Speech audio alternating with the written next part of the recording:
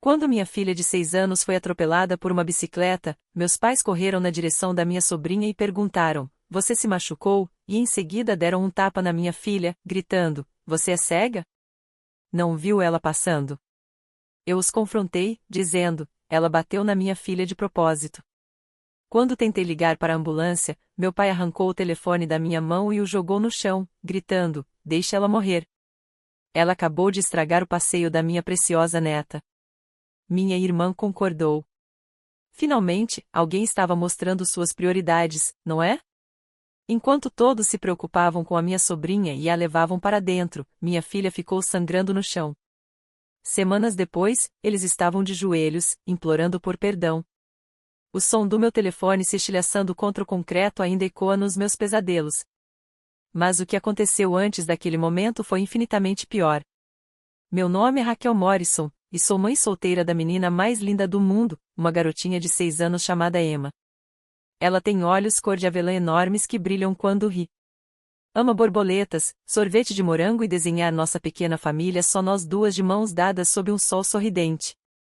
O pai dela, Daniel, morreu em um acidente de construção quando ela tinha apenas 2 anos. A morte dele me destruiu de formas que eu jamais imaginei possíveis. Éramos namorados desde o colégio, casamos jovens, e ele era o meu mundo inteiro. Depois que ele se foi, me joguei por completo no papel de mãe. Emma se tornou minha razão para acordar todos os dias, minha motivação para continuar quando a dor ameaçava me engolir. Minha família nunca entendeu de verdade o que eu sentia. Minha irmã mais velha, Jennifer, sempre foi a filha perfeita. Casou-se com Bradley, um advogado corporativo que ganhava 6 dígitos por ano, e moravam em uma mansão nos subúrbios. A filha deles, minha sobrinha Olivia, tinha 9 anos e era mimada desde o nascimento. Meus pais, Richard e Carol Thompson, veneravam o chão que Jennifer pisava. Tudo o que ela fazia era perfeito aos olhos deles. Enquanto isso, eu era a decepção. Tinha me casado com um operário da construção civil em vez de um profissional de sucesso. Morava em um modesto apartamento de 2 quartos em vez de uma casa enorme. Trabalhava como enfermeira pediátrica o suficiente para pagar as contas, mas nada que impressionasse nos encontros de família. Meus pais nunca disseram isso diretamente, mas eu sentia o julgamento deles toda vez que estávamos juntos. Ainda assim, eram minha família. Emma merecia conhecer os avós, a tia e a prima. Então, apesar das indiretas e do favoritismo escancarado, eu me esforçava. Comparecia a aniversários, jantares de feriado e aos ocasionais churrascos de domingo na casa dos meus pais. Aquele domingo em final de junho começou de forma enganosamente normal. O clima estava perfeito ensolarado, quente e com uma brisa suave. Meus pais nos convidaram para um churrasco, e Emma estava animada a semana inteira para ver a prima. Ela até escolheu uma roupa especial, seu vestido roxo favorito, com flores brancas. Chegamos por volta do meio-dia, e já dava para ouvir as vozes vindas do quintal. Meu pai estava na churrasqueira, com uma cerveja na mão, enquanto minha mãe ajeitava a mesa de piquenique com perfeição. Jennifer estava deitada em uma espreguiçadeira, rolando o feed do celular, enquanto Bradley conversava sobre negócios com meu pai. Olivia dava voltas de bicicleta pelo quintal, exibindo sua nova aquisição para quem quisesse ver. Emma correu até a prima, empolgada. Olivia, sua bicicleta é tão bonita. Olivia mal olhou para ela. É edição limitada. Meu pai comprou para mim porque tirei notas em todas as matérias neste semestre. Peguei o olhar de superioridade que Jennifer me lançou. A filha dela era perfeita, claro. Sempre foi, sempre seria. Emma ainda estava no primeiro ano, então nem recebia boletim escolar, mas eu sabia que a comparação era proposital. A tarde se arrastou. Ajudei minha mãe na cozinha enquanto tentava ignorar seus comentários sobre como eu parecia cansada, como deveria me esforçar mais com a aparência, e como era uma pena Emma não ter uma figura paterna na vida. Cada palavra era como uma pequena faca, uma morte lenta por 1000 cortes. Emma brincava em silêncio, tentando desesperadamente chamar a atenção de Olivia. Minha sobrinha, no entanto, estava muito mais interessada em exibir suas manobras de bicicleta para os adultos. Ela pedalava o mais rápido que podia e depois freava bruscamente, deixando marcas de pneu na grama. Meu pai aplaudia cada performance como se ela estivesse competindo nas Olimpíadas. Por volta das 3 da tarde, saí para ver como Emma estava. Ela estava sentada sozinha debaixo de uma árvore, desenhando figuras na terra com um graveto. Meu coração doeu ao vê-la tão isolada. Mas antes que eu pudesse dizer qualquer coisa, Olivia passou voando de bicicleta, quase acertando a perna de Emma. Olivia, diminui a velocidade, gritei. Você quase bateu na Emma. Minha sobrinha deu a volta, com uma expressão feia no rosto. Ela que devia sair do caminho. Esse é o quintal dos meus avós, eu posso andar onde eu quiser. Jennifer levantou os olhos do celular apenas o tempo suficiente para dizer: Raquel, não fica dando bronca na minha filha. Ela está bem. Engoli em seco. Discutir não ajudaria ninguém, especialmente Emma. Fui até minha filha e me sentei ao lado dela. Está se divertindo, meu amor? Ela deu de ombros, tentando ser forte. Acho que a Olivia não quer brincar comigo. Tudo bem, respondi, abraçando-a, que tal depois do jantar a gente sair para tomar um sorvete? Só nós duas? O rostinho dela se iluminou. Sério? Posso pegar de morango com granulado colorido? Claro que sim. Ficamos ali por um tempo, conversando sobre as borboletas que voavam pelo jardim de flores da minha mãe. Emma adorava apontar as cores diferentes e inventar nomes para cada uma: asa de brilho, dançarina do pôr do sol, princesa amarela. Sua imaginação não tinha limites, e esses momentos tranquilos com ela eram tudo para mim. Quando chamaram para o jantar, todos se reuniram em volta da mesa de piquenique. Meu pai tinha grelhado hambúrgueres e cachorros quentes, e minha mãe preparara acompanhamentos suficientes para alimentar um exército. A conversa fluía ao meu redor. Jennifer falava sobre a nova promoção de Bradley, meus pais discutiam o cruzeiro que fariam em breve, e Olivia se gabava do papel que teria em uma peça do teatro comunitário.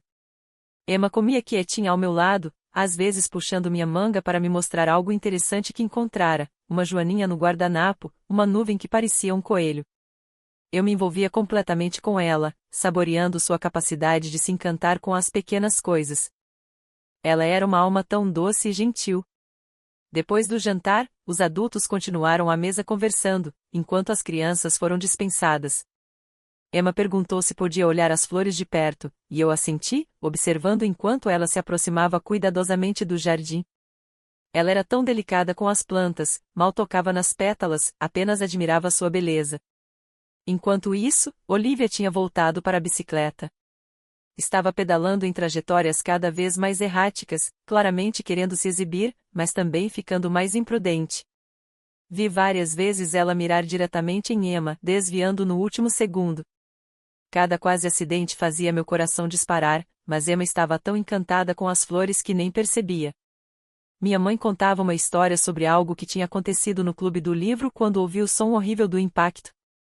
Levantei o olhar bem a tempo de ver Emma caída no chão, o pneu da bicicleta de Olivia a poucos centímetros de seu pequeno corpo. O grito da minha filha cortou o ar, um som de pura dor que eu jamais esquecerei. Eu já estava correndo antes mesmo de meu cérebro entender o que tinha acontecido. Emma estava estendida no chão, com sangue escorrendo de um corte na testa. Seu braço esquerdo estava dobrado em um ângulo impossível, e ela chorava, chamando por mim. Mas eu não fui a primeira a alcançá-la. Meus pais chegaram um segundo antes, e por um instante pensei, graças a Deus, eles vão ajudar. Em vez disso, passaram direto por Emma, que sangrava e chorava no chão, e correram até Olivia. Você se machucou? Gritou minha mãe, apavorada, passando as mãos pelo corpo da neta. Meu Deus, querida, você está bem? Olivia não chorava. Nem mesmo tinha um arranhão. Estava em pé ao lado da bicicleta, com uma expressão fria e calculista, e naquele instante eu soube que ela tinha feito aquilo de propósito. Meu pai estava inspecionando a bicicleta, garantindo que não houvesse nenhum dano, enquanto Emma continuava a gritar de dor atrás deles. Caí de joelhos ao lado da minha filha, as mãos tremendo enquanto tentava avaliar seus ferimentos. O corte na cabeça sangrava muito e o braço estava claramente quebrado. Ela começava a entrar em choque, o corpinho tremendo sem controle. Tá tudo bem, meu amor. A mamãe tá aqui, murmurei com a voz embargada. Você vai ficar bem. Peguei o celular para ligar para a emergência, mas antes que pudesse discar, ouvi a voz cortante da minha mãe. Isso é culpa sua, Emma, ela gritou. Ela na verdade deixou o lado da Olivia para vir até minha filha ferida e olhá-la com desdém. Você é cega? Não vê ela? Perguntou. Então minha mãe fez algo que eu nunca vou perdoar, deu um tapa na cara da Emma. Minha filha de 6 anos, já sangrando e chorando com o braço quebrado, foi estapeada pela própria avó. O choro da Emma se intensificou e senti algo se quebrar dentro de mim. Levantei-me e me coloquei entre minha mãe e minha filha. Que diabos há de errado com você? Gritei. Ela está machucada. A Olivia bateu de propósito. Jennifer apareceu ao lado da nossa mãe, o rosto contorcido de raiva. Como ousa acusar a Olivia? Sua pestinha se meteu no caminho. Ela estava parada perto das flores. Eu gritei de volta, a Olivia mirou bem nela. Eu vi. Meu pai deu um passo à frente, com a cara vermelha. Você está histérica, Raquel. Acidentes acontecem. Pare de tentar culpar a Olivia pela falta de jeito da sua filha. Eu não conseguia acreditar no que estava ouvindo. Emma ainda estava no chão, sangrando e quebrada, e eles defendiam a Olivia, que não tinha um arranhão. Minhas mãos tremiam enquanto eu tentava, de novo, ligar para o 192. Emma precisava de uma ambulância. Precisava de hospital. A quantidade de sangue me aterrorizava. Foi então que meu pai arrancou o telefone da minha mão. O que você está fazendo? Exigi, estendendo o braço para alcançá-lo. Ele o segurou acima da cabeça, fora do meu alcance, e então fez algo que até hoje não parece real, jogou meu telefone no concreto do pátio com toda a força. Ele se estilhaçou em 1000 pedaços vidro e plástico espalhados por todo lado.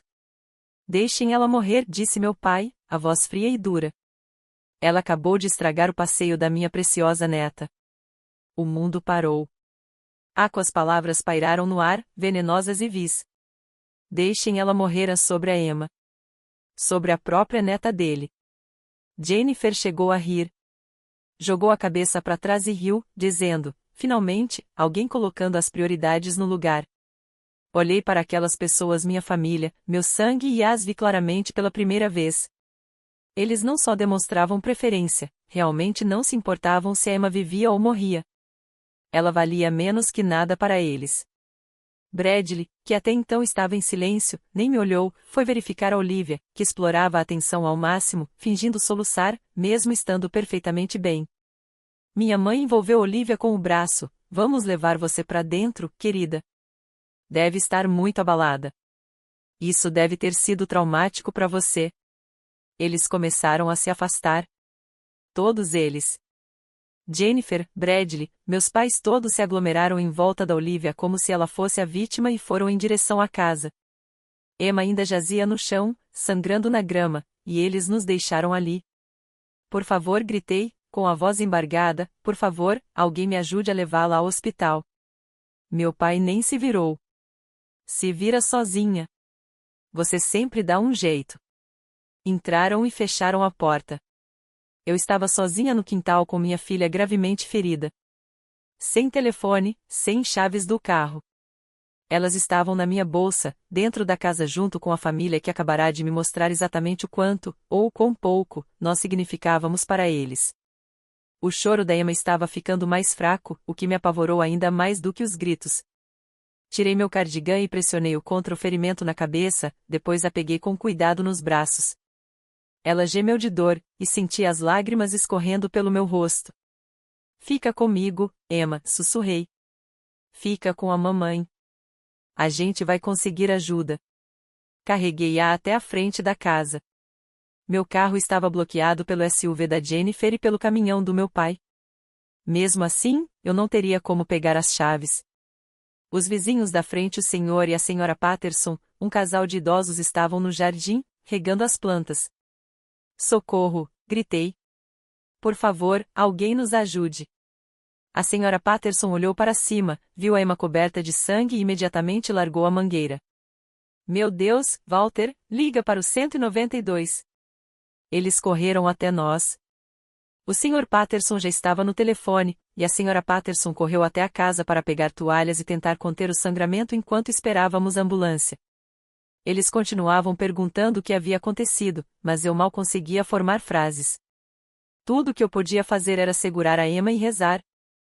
A ambulância chegou em menos de 10 minutos, embora tenha parecido uma eternidade. Os paramédicos assumiram o controle, estabilizando cuidadosamente a Emma antes de colocá-la na maca. A senhora Patterson insistiu em me levar ao hospital no carro dela, para que eu pudesse ficar ao lado da minha filha. Quando nos afastamos, olhei pela janela da frente e vi minha família na sala de estar, toda reunida ao redor da Olivia, provavelmente enchendo-a de mimos, sorvete e presentes. Ninguém sequer olhou para fora enquanto a ambulância levava a outra neta deles, ensanguentada e inconsciente.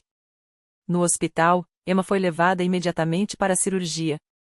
O ferimento na cabeça precisou de 17 pontos. O braço estava quebrado em 2 lugares e precisou de pinos. Ela havia sofrido uma concussão grave e teve que ser monitorada por risco de inchaço cerebral. O médico me disse que, se eu tivesse demorado mais 30 minutos para conseguir ajuda, as consequências poderiam ter sido catastróficas. Ela ficou internada por 3 dias. Eu não saí do lado dela nem por um momento. Dormi em uma cadeira ao lado da cama, segurando sua mão, cantando baixinho quando ela acordava assustada e confusa. A equipe de enfermagem foi um verdadeiro anjo. Me traziam comida, café e palavras de conforto. Minha família nunca ligou, nunca apareceu, nunca mandou sequer uma mensagem para saber se Emma tinha sobrevivido. A senhora Patterson, uma mulher que mal nos conhecia, visitou todos os dias. Trouxe roupas limpas para mim, livros de colorir e bichinhos de pelúcia para Emma, além de sopa caseira o suficiente para nos alimentar por semanas. Ela foi mais família para nós, naqueles 3 dias, do que meus próprios parentes tinham sido em anos. No 4º dia, voltamos para o nosso pequeno apartamento. O braço da Emma estava engessado em um gesso rosa-choque cheio de adesivos que as enfermeiras haviam dado. Ela tomava remédios para dor e antibióticos, com ordens médicas de descanso absoluto e consultas de acompanhamento. Tive que usar meu cartão de crédito emergencial para pagar as contas do hospital. O seguro cobriu a maior parte, mas a franquia sozinha já foi esmagadora. Eu vim economizando para um apartamento melhor, talvez até uma casinha, um dia, mas agora todo aquele dinheiro teria que ir para as despesas médicas. O silêncio da minha família era ensurdecedor. Eu continuava esperando que alguém entrasse em contato, ao menos para perguntar se Emma estava viva. Nada. Uma semana após o incidente, finalmente recebi uma mensagem de texto da Jennifer: o jantar de aniversário da mamãe é no próximo sábado às 18 horas. Não se atrase. Só isso. Nenhum como está a Emma, ou sinto muito pelo que aconteceu. Apenas a expectativa de que eu aparecesse como se nada tivesse acontecido. Não respondi. 2 dias depois, minha mãe ligou. Deixei o telefone tocar até cair na caixa postal. Ela deixou uma mensagem perguntando por que eu estava sendo difícil e me lembrando de que família é importante. A ironia teria sido engraçada, se não fosse tão dolorosa. A recuperação de Emma foi lenta, mas constante. As feridas físicas estavam cicatrizando, mas as emocionais eram mais profundas. Ela tinha pesadelos todas as noites, acordando aos gritos. Ficou apavorada com bicicletas, atravessando para o outro lado da rua sempre que via alguém pedalando. Perguntava-me repetidas vezes por que a vovó tinha batido nela, por que ninguém a ajudou, e eu não tinha respostas que fizessem sentido. Depois de 6 semanas, o gesso finalmente foi removido. Emma ficou radiante por ter o braço de volta, mesmo que ele parecesse pálido e fino comparado ao outro. O médico garantiu que a fisioterapia ajudaria a recuperar a força muscular. Mais uma consulta para adicionar à nossa rotina e mais um custo para tentar encaixar no orçamento. Comecei a levá-la a uma psicóloga infantil, a doutora Sarah Shen, especialista em traumas. Mais uma despesa que eu não podia bancar, mas também não podia evitar. A doutora Shen foi maravilhosa com Emma, ajudando-a a processar o que aconteceu de forma apropriada à sua idade. Ela também sugeriu, com delicadeza, que eu mesma poderia me beneficiar de terapia. Em uma das nossas sessões, a doutora Shen pediu para falar comigo em particular. Raquel, preciso ser franca com você, disse ela. O que você descreveu, a lesão deliberada, a recusa em ajudar, a agressão física por parte da sua mãe, isso não é apenas favoritismo ou drama familiar. Isso é abuso e negligência. Você estaria totalmente no seu direito de prestar queixa. E, sinceramente, acho que deveria considerar isso. No mínimo, você precisa proteger Emma de ter mais contato com essas pessoas. Eu sabia que ela estava certa. Eu vim evitando a verdade, porque reconhecê-la significava aceitar que meus pais não amavam minha filha, não me amavam, talvez nunca tivessem amado. Naquela noite, depois que Emma adormeceu, sentei-me e escrevi tudo, cada detalhe do que havia acontecido. Tirei fotos dos prontuários médicos, das lesões, das contas do hospital. Guardei a mensagem de texto da Jennifer, o correio de voz da minha mãe que em nenhum momento perguntava como Emma estava. Então procurei uma advogada. O nome dela era Patricia Wynne, altamente recomendada pela Sra. Patterson, cujo filho era assistente jurídico. Patrícia ouviu minha história com uma expressão que ficava cada vez mais sombria. Quando terminei, ela se recostou na cadeira e balançou a cabeça. Raquel, este é um dos casos mais claros de negligência e exposição ao perigo que já vi. A fala do seu pai sobre deixá-la morrer, combinada com a agressão física da sua mãe e a recusa conjunta de prestarem socorro, isso vai muito além de uma questão civil. É crime. Eu não quero vingança, respondi em voz baixa. Só quero proteger a Emma. Patrícia olhou para mim e disse: às vezes, proteger seu filho e buscar justiça são exatamente a mesma coisa. Deixe-me te perguntar uma coisa. Você quer essas pessoas perto da sua filha novamente? Perguntou Patrícia. Não, de jeito nenhum, respondi sem hesitar. Então precisamos estabelecer limites legais. Vamos começar com uma ordem de restrição. Dadas as circunstâncias, não acredito que teremos dificuldade em conseguir uma. Também precisaremos registrar o caso na polícia e no conselho tutelar. Sei que isso parece assustador, mas cria um registro oficial. Isso protege você e a Emma. Concordei com tudo. Patrícia agiu rapidamente, entrando com um pedido de ordem de restrição emergencial naquela mesma semana. Tivemos que comparecer diante de um juiz, e eu precisei relatar todo o terrível incidente. Os prontuários médicos de Emma falavam por si só, e o juiz concedeu a ordem imediatamente, proibindo meus pais, Jennifer, Bradley e Olivia de chegarem a menos de 150 metros de mim ou de Emma. A polícia abriu uma investigação. Um detetive foi até nosso apartamento para registrar meu depoimento e fotografar as lesões em recuperação de Emma. Ele foi gentil, mas profissional, explicando que, com base nas provas, havia indícios suficientes para acusações de negligência infantil e agressão. Dentro de 2 semanas após o pedido da ordem de restrição, as prisões começaram. Meu pai foi detido no trabalho. Minha mãe recebeu a intimação em casa. Jennifer foi notificada enquanto buscava Olivia na escola. De repente, tudo se tornou real para eles. Havia consequências pelos seus atos. Meu telefone, que estava silencioso havia semanas, começou a vibrar sem parar com mensagens. Jennifer, como você pôde fazer isso conosco? Com a sua própria família. Minha mãe, sua filha ingrata e vingativa. Depois de tudo que fizemos por você. Meu pai, isso é ridículo. Vou perder meu emprego por causa dessa besteira. Bloqueei todos. Patrícia tinha me aconselhado a não responder, e segui sua orientação. Que gritassem para o vazio, eu não tinha mais nada a dizer. Mas eles não pararam nas mensagens. Jennifer apareceu no estacionamento do meu prédio, gritando até que a segurança chamou a polícia. Ela foi presa por violar a ordem de restrição. Minha mãe mandou seus macacos voadores a tios e tias que ligavam dizendo que eu estava destruindo a família por causa de um acidente. Bloqueei todos também. Em meio a tudo isso, concentrei-me em Emma. Ela ficava mais forte a cada dia. O braço havia cicatrizado bem, e a fisioterapia estava ajudando a recuperar toda a força e mobilidade. Os pesadelos tornaram-se menos frequentes. Ela voltará a rir, a desenhar, a perguntar quando poderíamos sair para procurar borboletas. A Sra. Patterson havia se tornado como uma avó substituta à avó que Emma realmente merecia. Ela vinha tomar chá conosco, ensinava Emma a fazer biscoitos, sentava ao lado dela durante as partes assustadoras dos filmes. Nunca nos fez sentir um fardo, nunca demonstrou favoritismo ou joguinhos cruéis. Apenas amava Emma de forma pura e simples. 6 meses depois do incidente, o processo criminal finalmente chegou ao tribunal. A justiça pode ser lenta, mas funciona. Meu pai foi acusado de colocar uma criança em perigo e de destruição de propriedade. Minha mãe respondeu por agressão física contra Emma. E Jennifer foi processada por violar a ordem de restrição. Bradley enfrentava um possível processo de descredenciamento por ter deixado de prestar socorro, uma violação grave para um advogado, já que profissionais do direito têm a obrigação ética de ajudar uma criança em perigo. O advogado poderoso que eles contrataram tentou me pintar como vingativa, dizendo que tudo não passava de um mal-entendido, algo exagerado.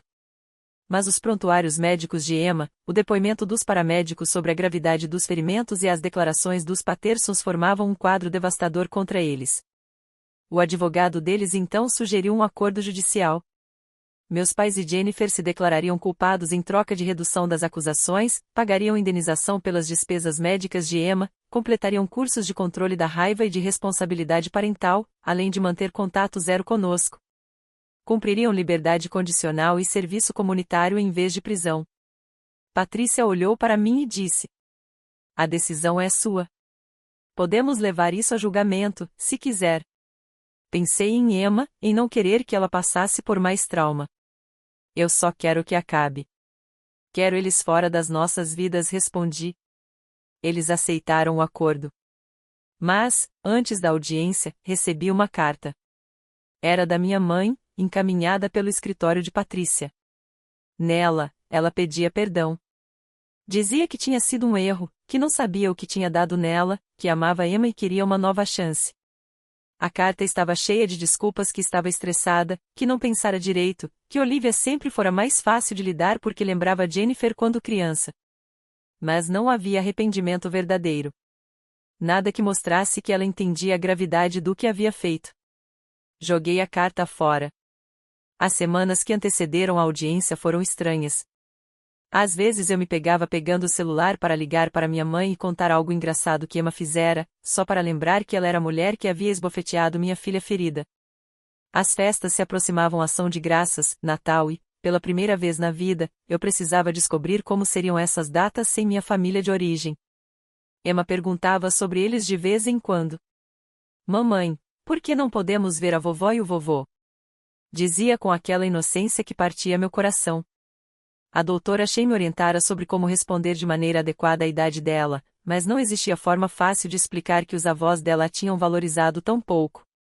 O trabalho acabou se tornando, ao mesmo tempo, minha salvação e meu desafio. Meus colegas do hospital sabiam que algo grave havia acontecido. As conversas sussurradas paravam quando eu entrava na sala de descanso. Os olhares de pena, quando achavam que eu não percebia. Até que um dia, minha supervisora, Linda Martinez, me chamou de lado e disse com gentileza: "Raquel, querida, eu não sei o que você está enfrentando, mas se precisar de qualquer coisa, turnos extras para ajudar nas contas, horários diferentes, ou simplesmente alguém para conversar, é só me avisar." Eu quase chorei ali mesmo, no escritório dela.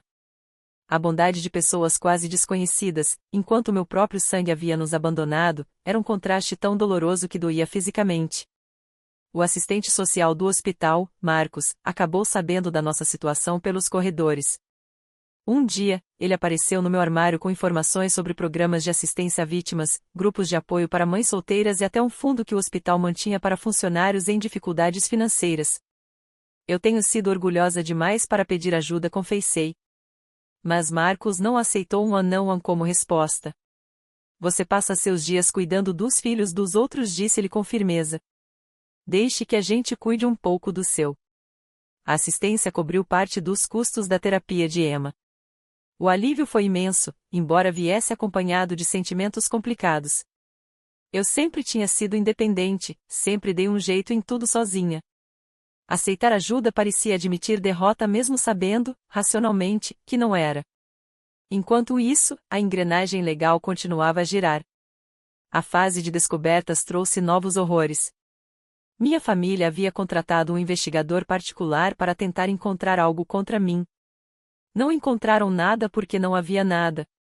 Eu era uma boa mãe, uma enfermeira dedicada, uma pessoa que pagava as contas e seguia as regras. O desespero deles transparecia nas táticas. Jennifer enviou um e-mail para meu endereço de trabalho, uma violação da ordem de restrição, mas foi esperto o bastante para mandá-lo de uma conta no nome do marido. A mensagem estava cheia de acusações, que eu era vingativa, que estava destruindo a família por causa de um acidente. Ela afirmava que Olivia agora fazia terapia por causa do trauma de ser culpada por algo que não fora sua culpa. Encaminhei o e-mail para Patrícia, sem responder. Mais uma infração. Mais uma acusação.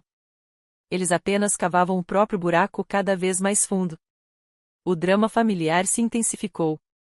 Minha tia Susan, irmã da minha mãe, apareceu no hospital querendo falar comigo. A segurança já havia sido avisada e a escoltou para fora, mas não antes de ela causar um escândalo no saguão, gritando sobre perdão familiar e valores cristãos. A ironia de invocar o cristianismo enquanto defendia pessoas que deixaram uma criança sangrar não passou despercebida por ninguém.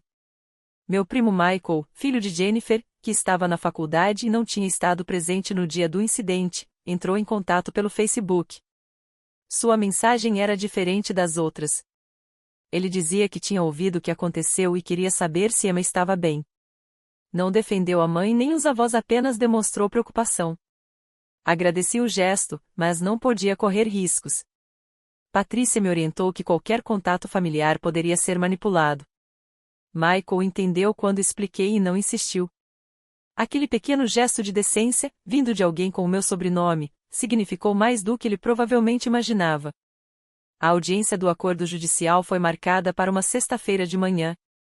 Patrícia me disse que eu não precisava comparecer, mas eu queria estar lá. Eu precisava olhar nos olhos deles e mostrar que eu não estava quebrada. Que Emma e eu ficaríamos bem sem eles. Combinei com a senhora Patterson para cuidar de Emma e, então, vesti minha melhor roupa profissional. Eu havia perdido peso por causa do estresse, e as roupas estavam mais largas do que antes, mas me mantive ereta. Eu era uma sobrevivente. Mais do que isso, eu havia salvado minha filha. O tribunal era frio e impessoal. Sentei-me na galeria com Patrícia ao meu lado, observando enquanto minha família era conduzida para dentro. Meu pai parecia ter envelhecido 10 anos, o rosto abatido e cansado.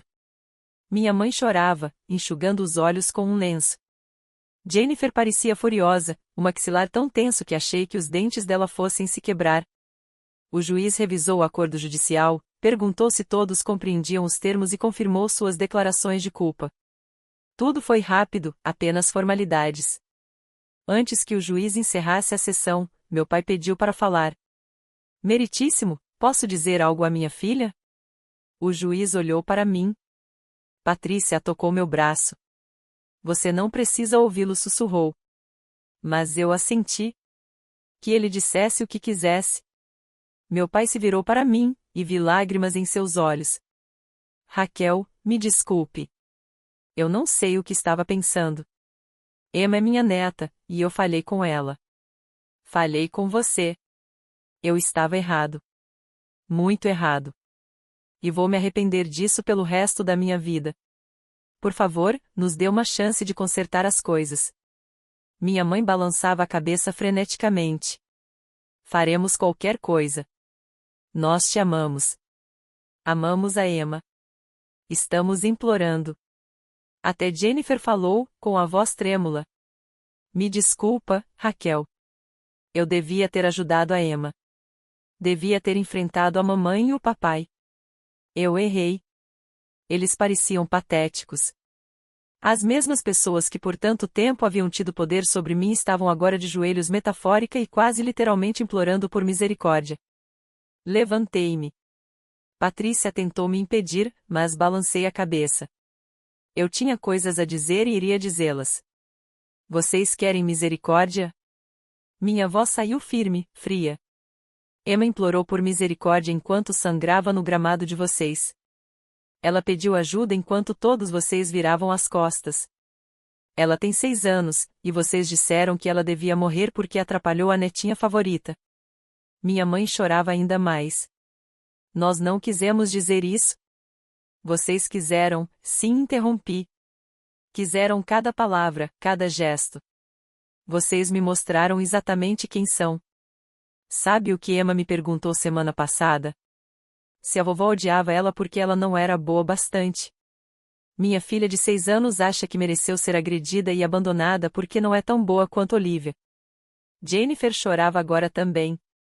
Raquel, por favor. Você não tem o direito de dizer meu nome, falei em voz baixa. Não tem o direito de chorar e fingir ser a vítima. Você ficou parada e riu enquanto minha filha sofria. Você disse que alguém finalmente estava colocando as prioridades em ordem, lembra? Pois bem, estou colocando as minhas. Respirei fundo, sentindo uma calma gelada me invadir. A minha prioridade é Emma. Sempre foi Emma.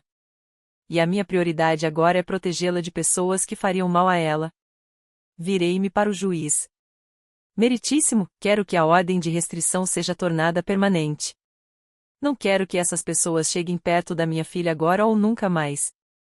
Sem contato futuro, sem cartas, nada. Eles não eram família.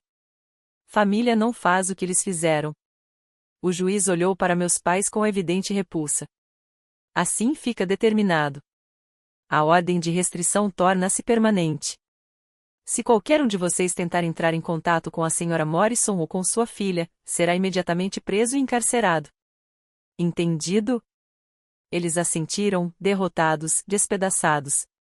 Quando saí da sala do tribunal, ouvi minha mãe chorando e meu pai chamando meu nome. Não olhei para trás. Atrás de mim só havia dor e toxicidade. À minha frente estava Emma. Nosso futuro. Nossa paz. Patrícia me acompanhou até o carro. Você foi incrível lá dentro, disse ela. Isso exigiu coragem. Eu devia ter tido essa coragem anos atrás, respondi. Devia ter protegido Emma deles antes que chegasse a esse ponto. Você não pode se culpar por ter acreditado que sua família seria melhor do que foi. O importante é que você está protegendo sua filha agora. E era isso que importava. Dirigi de volta para nosso pequeno apartamento, onde a senhora Patterson ajudava Emma a fazer borboletas de papel. Quando Emma me viu, seu rostinho se iluminou de alegria. Mamãe, olha o que a gente fez. Essa é a rainha arco-íris. Peguei-a no colo, com cuidado por causa do bracinho ainda em recuperação, e a abracei forte. Ela era meu arco-íris depois da tempestade, minha razão para tudo. É linda, meu amor, sussurrei, linda como você. Naquela noite, depois que Emma adormeceu, sentei-me na pequena varanda e olhei para as estrelas. Pela primeira vez em meses, senti algo próximo da paz. Minha família se fora, mas estávamos livres do julgamento, do favoritismo, de pessoas que queriam nos ferir. O estresse financeiro ainda existia, contas médicas, honorários jurídicos, custos da terapia, mas eu daria um jeito. Sempre dava. Emma e eu éramos uma equipe, mais fortes do que eu jamais havia acreditado. A senhora Patterson tornou-se uma presença constante em nossas vidas. Ia às sessões de terapia lúdica da Emma quando eu precisava trabalhar. Levava jantar quando eu estava exausta demais para cozinhar. Ficava com Emma durante as tempestades quando eu fazia plantões duplos no hospital. Nunca pediu nada em troca, nunca nos fez sentir em dívida. Ela simplesmente nos amava do jeito que avós deveriam amar os netos. 6 meses depois da audiência no tribunal, Emma e eu estávamos no parque.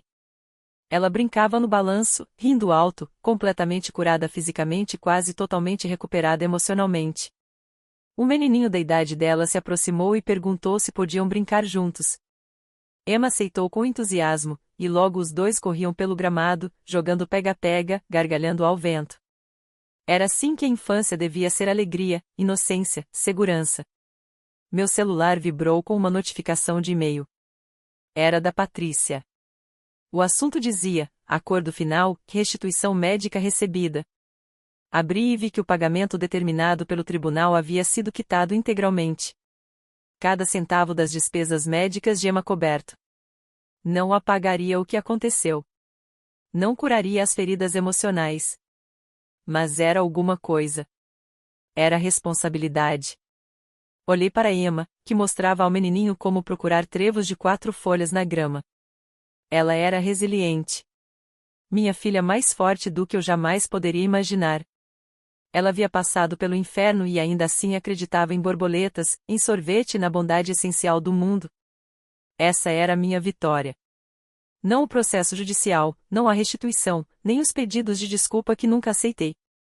Minha vitória era o fato de Emma ainda ser Emma doce, imaginativa, cheia de encantamento. Eles não quebraram o espírito dela. Não apagaram sua luz. Depois do parque, fomos tomar sorvete, como eu havia prometido tantos meses antes. Emma escolheu morango com confeitos coloridos e nos sentamos do lado de fora da sorveteria, observando as pessoas passarem. Mamãe, disse ela, pensativa. A senhora Patterson falou que vai me ensinar a fazer meu próprio sorvete semana que vem. Sério? Que incrível! Qual sabor você vai fazer? Perguntei. Sabor borboleta. Respondeu confiante. Vai ter todas as cores misturadas, igual às asas das borboletas. Ri de verdade, livre, leve. Parece perfeito, minha princesa. Ela sorriu para mim aquele sorriso lindo que fazia tudo valer a pena. Eu te amo, mamãe. Também te amo, Emma, mais do que todas as borboletas do mundo. Terminamos o sorvete e voltamos para casa de mãos dadas. Nosso pequeno apartamento nunca pareceu tão bonito quanto naquela luz dourada do entardecer. Lá dentro, estávamos seguras. Estávamos amadas. Éramos o suficiente. Só nós duas. Meu telefone permaneceu abençoadamente silencioso naquela noite. Sem mais mensagens cheias de raiva, sem chantagens emocionais, sem exigências tóxicas. Apenas paz, a paz que vem quando a gente finalmente corta o que está podre. Às vezes, me pergunto se meus pais pensam em Emma, se arrependem das escolhas que fizeram, se mudaram. Mas, na maior parte do tempo, eu simplesmente não penso neles. Eles fizeram sua escolha naquele dia no quintal, escolheram a crueldade em vez da compaixão, o favoritismo em vez da justiça, a aparência em vez do amor. Eu também fiz a minha escolha. Escolhi Emma então, e sempre. E faria essa mesma escolha 1000 vezes, não importasse o preço. Anos mais tarde, quando Emma for mais velha e me perguntar sobre os avós, vou contar a verdade. Direi que, às vezes, as pessoas não são capazes de amar. Que, às vezes, família não é quem compartilha o sangue, mas quem escolhe ficar ao seu lado. Vou contar sobre a senhora Patterson, sobre as enfermeiras que cuidaram dela, sobre todas as pessoas boas que nos mostraram gentileza quando mais precisávamos. Mas, acima de tudo, vou dizer a ela que valeu a pena lutar por ela. Que ela sempre foi digna de amor, proteção e dedicação. Que o fracasso nunca foi dela, foi deles. Emma crescerá sabendo que sua mãe a escolheu, lutou por ela e nunca hesitou em colocá-la em primeiro lugar. Esse é o legado que estou construindo, dia após dia, não um legado de amargura ou vingança, mas de amor feroz e protetor. E se, em algum lugar, meus pais estiverem se arrependendo das escolhas que fizeram, implorando ao universo silencioso por uma segunda chance que nunca virá, bem, esse é o fardo deles. O meu é muito mais leve e infinitamente mais precioso. É o peso da mão da minha filha na minha, o som da sua risada, o calor dos seus abraços. É a certeza de que eu quebrei o ciclo. De que escolhi diferente. De que Emma jamais duvidará do próprio valor, porque eu fiz questão de mostrar a ela. Eles queriam misericórdia. O que receberam foi justiça. E Emma e eu, nós ganhamos liberdade.